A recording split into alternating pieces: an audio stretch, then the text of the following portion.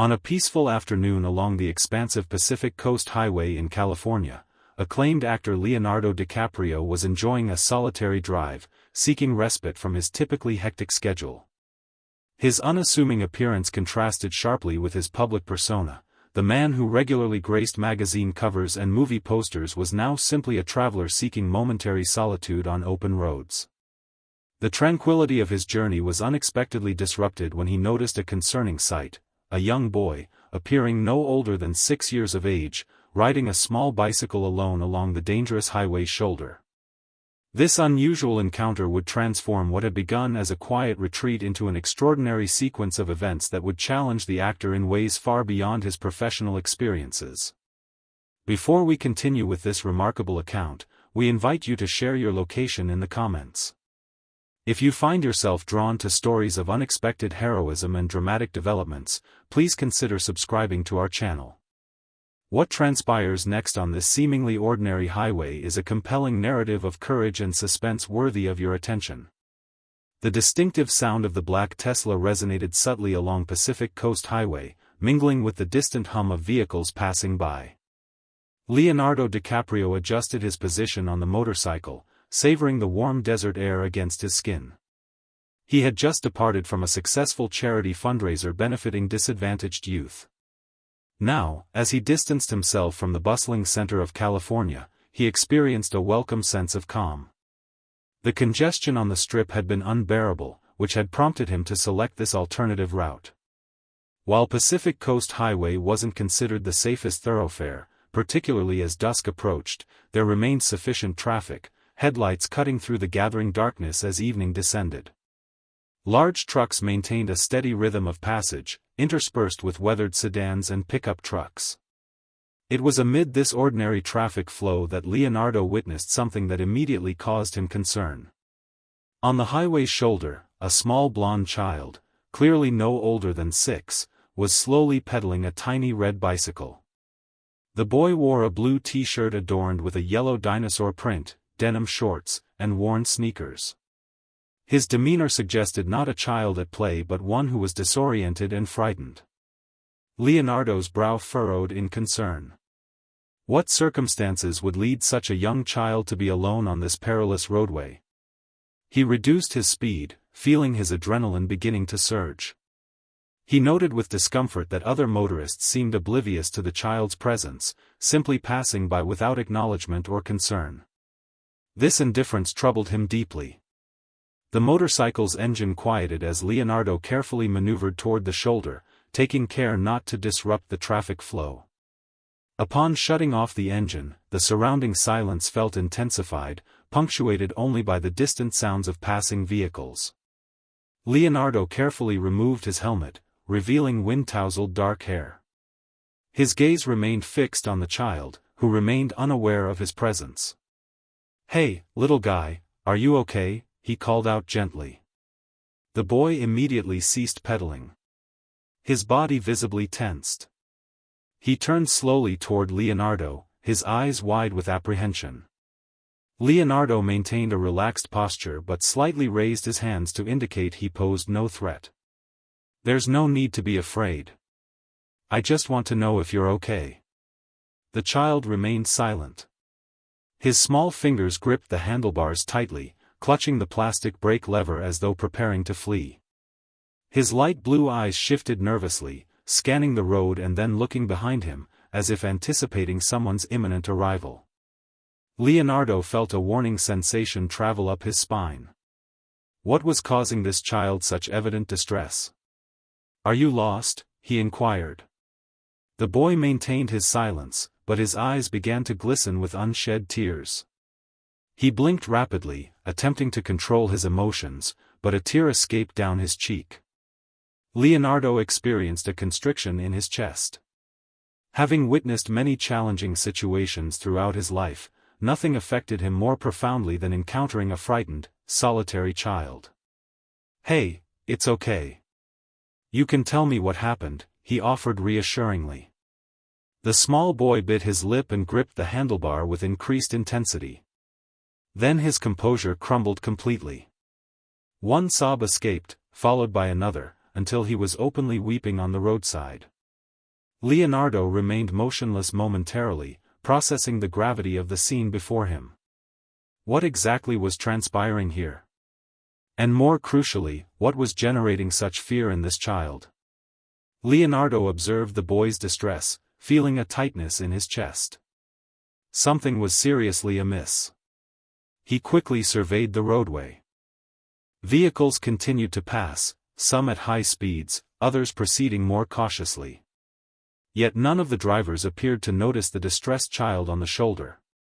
Taking a deep breath, Leonardo dismounted his motorcycle and advanced carefully, maintaining a calm voice. "Hey, buddy, no need to cry. I'm here to help, okay?" The boy attempted to speak, but his words were overwhelmed by his sobs. He rubbed his small hands across his face, trying to wipe away tears that continued to fall. Leonardo scanned the surroundings. There were no adults visible, no parked vehicles, no one calling out for the child. An unsettling sensation traveled down his spine. Kneeling beside the bicycle, Leonardo maintained a respectful distance, careful not to overwhelm the boy. "What's your name?" he asked with gentleness. The child sniffled and finally managed to respond, his voice trembling and barely audible. "Mike." Leonardo offered a small, reassuring smile. "Hey, Mike, I'm Leonardo. Everything's going to be okay, all right? Did you get lost? Where's your mom or dad?" Mike quickly glanced toward the road, then looked behind him as if fearing something or someone remained nearby. He opened his mouth, hesitated, then whispered something nearly inaudible. Leonardo leaned slightly closer. "What was that, buddy?" Mike inhaled deeply and looked directly into Leonardo's eyes. "I'm running away." Leonardo felt his stomach tighten. "Running away from who, Mike?" The boy bit his lip and looked toward the road again. His tiny fingers gripped his bicycle's handlebars so tightly that his knuckles whitened. He blinked several times, seemingly gathering courage to speak. "A man. He tried to take me." Leonardo's heartbeat accelerated. His senses heightened to full alert. He straightened his posture, surveying the area carefully. "What man, Mike? Was he in a car?" Mike swallowed hard and whispered, "Yeah, a black car." Leonardo inhaled deeply. This revelation changed everything. If someone had attempted to abduct Mike, he couldn't possibly leave the child alone and vulnerable. "Mike, listen. Do you know where your house is? Is it far?" The boy shook his head. "I was just riding my bike for a little while. And then the car stopped. He opened the door and told me to get in. But I pedaled fast and got away." Leonardo felt a chill traverse his spine. "Did you see his face?" Mike shook his head again. "He was wearing a hat and sunglasses." Leonardo stroked his chin thoughtfully, processing this information rapidly. He couldn't determine if the man in the black vehicle remained in the vicinity. However, if someone was patrolling this area attempting to abduct children, the situation was undeniably serious. He returned his attention to Mike. The child continued trembling, clutching his bicycle as though it constituted his sole protection. Leonardo recognized what action was necessary. "Let's get out of here, okay? You can ride with me on my motorcycle. We'll find a safe place and call your mom or dad." Mike hesitated momentarily before releasing the handlebars and accepting Leonardo's outstretched hand. Leonardo felt the cold, damp grip of the boy's small hand and fully comprehended the extent of his terror. "It's going to be all right, buddy. We'll figure this out." He guided Mike toward the motorcycle and helped him mount the back, still uncertain about what challenges lay ahead. But one certainty remained: he could not simply continue his journey and pretend nothing had occurred. Leonardo was now aware that someone in a black vehicle was attempting to abduct children. His next actions would be crucial. Leonardo gripped his motorcycle's handlebars firmly, conscious of Mike's slight weight as the boy held onto his jacket. Though still trembling, the child trusted Leonardo enough to maintain his gentle grip during their ride. The black Tesla's engine rumbled as Leonardo smoothly accelerated, merging back onto Pacific Coast Highway. The traffic remained moderate, vehicles passing consistently, their headlights piercing through the fading daylight as evening settled across the landscape. Leonardo refused to take unnecessary risks.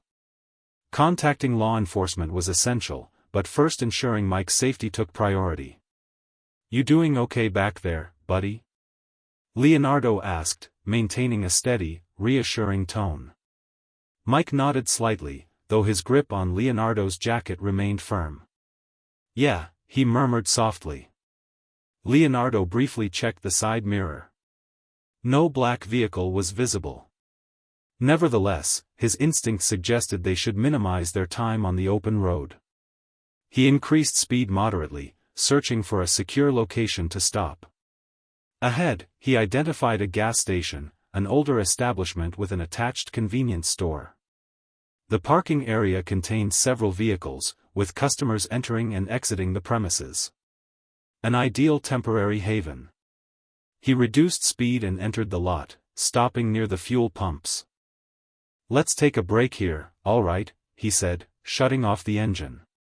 Mike exhaled softly, seemingly relieved to halt their movement. Leonardo assisted him off the motorcycle, placing a reassuring hand on the boy's shoulder while surveying the surroundings. The environment appeared calm and ordinary. Now he needed to alert authorities. Reaching into his jacket, he extracted his phone and dialed quickly. As the connection established, he knelt beside Mike. "Do you know your home phone number? Your mom or dad's number?" Mike considered briefly before nodding. "I know my mom's." Before Leonardo could request the number, the call connected. 911, what's your emergency?" Leonardo spoke with clarity and purpose. "Hey, my name is Leonardo DiCaprio. I'm on Pacific Coast Highway, stopped at a gas station with a little boy named Mike. He was alone on the road and said a man in a black car tried to take him. I think you need to send someone here." A brief silence followed from the dispatcher. "Wait, did you say Leonardo DiCaprio, the actor?" Leonardo closed his eyes momentarily. "Yeah, but that's not important right now. We need help here." The dispatcher quickly refocused. "Understood, Mr. DiCaprio. We're sending a unit to your location. Can you stay with the child and ensure his safety until officers arrive?" "Yes, I've got him. We'll wait inside the store." "All right, officers will be there shortly." Leonardo ended the call and returned the phone to his pocket. "The police are coming, buddy. You're safe now." Mike nodded slowly, though fear remained evident in his expression. Leonardo recognized the boy needed something to calm his nerves. "You want juice?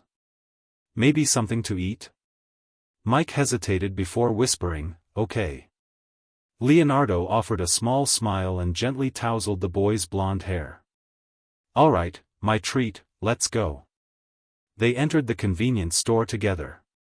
The interior was brightly lit and permeated with the aroma of fresh coffee.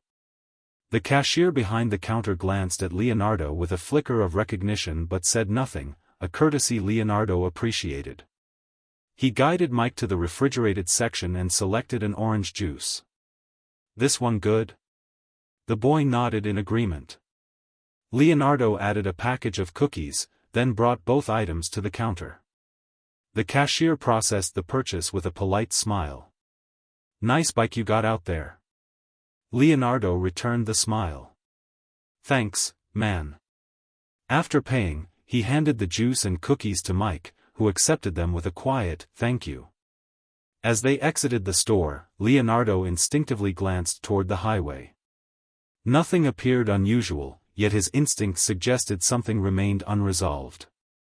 Suddenly, a black vehicle passed on the road, moving neither too slowly nor too rapidly, simply blending with the traffic flow.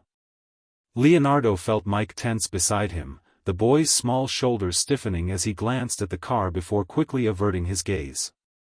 Leonardo couldn't determine if this was the same vehicle Mike had mentioned, but his alertness heightened considerably. Leonardo had contacted authorities and secured Mike's immediate safety, but now a black vehicle had just traversed the highway. Was this mere coincidence or genuine danger? Leonardo maintained his observation of the road as the black vehicle disappeared into the traffic stream.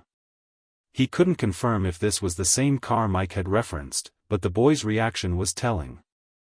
Mike remained silent.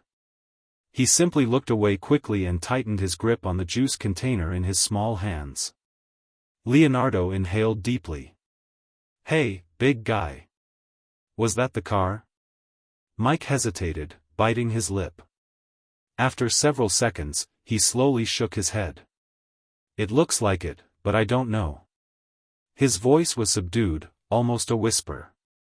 Leonardo recognized the boy's attempt at bravery despite his lingering fear. He surveyed the gas station. Activity continued normally, with no apparent threat. Nevertheless, he remained vigilant. He knelt to meet Mike at eye level. "Listen, the police are already on their way. You're safe now. And as soon as they get here, we're going to figure this all out together, okay?" Mike nodded without speaking. He simply bit into a cookie, attempting to calm himself. Leonardo remained beside him, waiting patiently. Shortly thereafter, red and blue lights reflected on the convenience store windows. The police cruiser entered the parking area. Both doors opened as two officers emerged, a man and a woman in standard California police uniforms. Leonardo stood and placed his hand reassuringly on Mike's shoulder. "There they are, let's go, big guy." Mike appeared nervous but followed Leonardo toward the cruiser. The older officer, distinguished by gray hair and a stern expression, spoke first. "Leonardo DiCaprio?" Leonardo nodded. "That's me, thanks for coming so quickly." The female officer, wearing her brown hair in a bun, knelt to address Mike. "Hi sweetheart, I'm Officer Brown. Your name is Mike, right?" The boy hesitated before offering a slight nod. Brown smiled encouragingly. "Can you tell me what happened?" Mike looked to Leonardo for support. Leonardo nodded slightly, encouraging him. Eventually, the boy began speaking. "I was riding my bike, then a black car stopped. The man opened the door and told me to get in. But I ran." The gray-haired officer documented these details. "Did you see what the man looked like? Can you remember anything?" Mike shook his head. "He was wearing a cap and sunglasses. I didn't see his face." Officer Brown turned to Leonardo. "And you? Did you see any suspicious vehicle around here?" Leonardo indicated the road. "A black car passed by a few minutes ago. I'm not certain if it's the same one, but Mike tensed when he saw it." The officers exchanged a meaningful glance, processing this information. "We've had some unusual reports in this area regarding a black car approaching children. But nothing confirmed yet," said Brown, adjusting her equipment belt. "We'll contact Mike's mother and transport him home." At this, Mike suddenly looked up as if recalling something significant. "My mom, she doesn't know where I am." The officer nodded reassuringly. "We're going to call her now, okay?" She activated the radio on her shoulder and began communicating with dispatch. Meanwhile, the gray-haired officer requested Mike's mother's phone number. The boy slowly recited the digits, which the officer recorded before dialing. After several rings, a female voice answered. "Hello?" The officer spoke calmly. "Ma'am, this is Officer Thompson from the California Police Department. We're with your son, Mike. He's safe." Relieved crying became audible from the other end.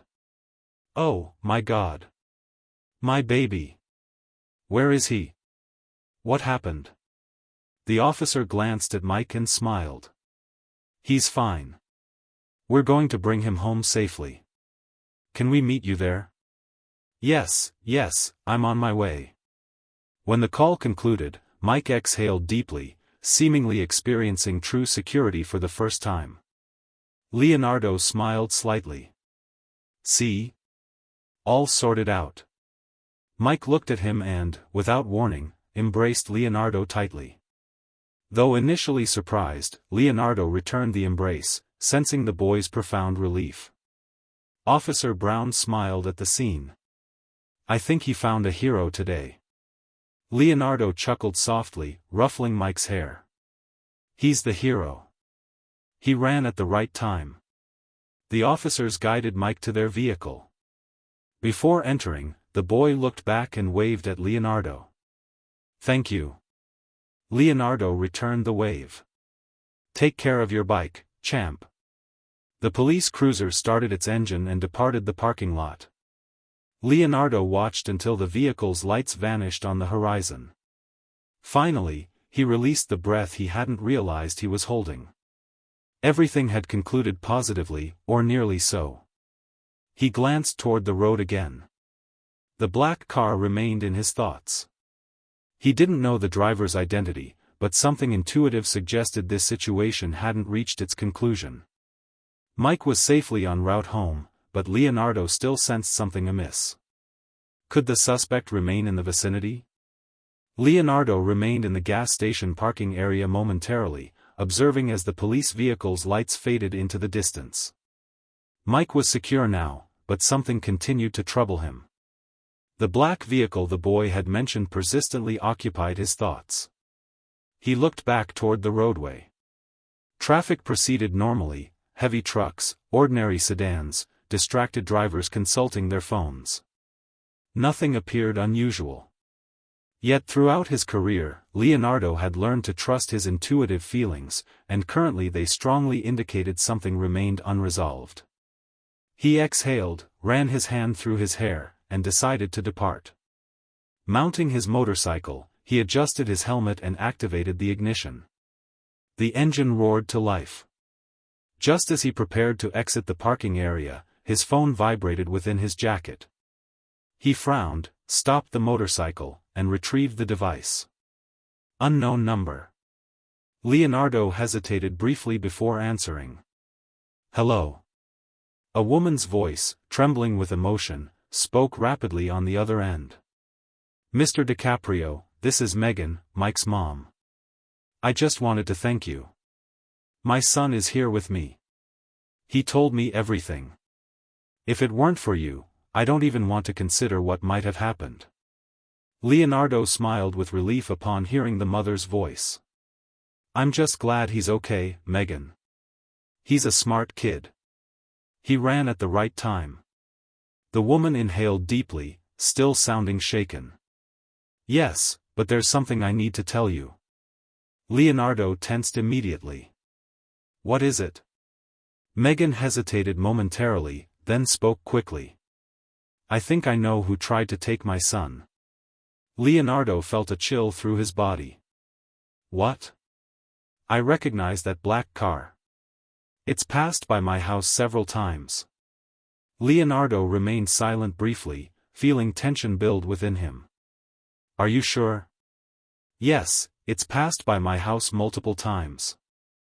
I thought it was coincidental, but now. She inhaled deeply, attempting to steady herself. It's someone from our neighborhood. Leonardo tightened his grip on the motorcycle's handlebars. If Megan's assessment was accurate, this wasn't a random predator. It was someone familiar with Mike's routine who had been monitoring for an opportunity. Megan, have you informed the police yet? Not yet, but I can describe the vehicle and I believe I recall part of the license plate. Leonardo recognized the critical importance of this information. All right, listen carefully. Contact the police immediately. Provide every detail you can remember. Okay, I will. Stay safe, Megan, and keep Mike inside the house for now. She agreed before ending the call.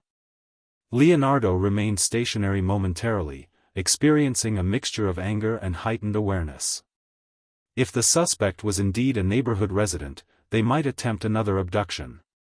Then something caught his attention. In the motorcycle's rear-view mirror, across the street, a black vehicle was parked. The driver wasn't visible, but the car remained motionless, seemingly observing.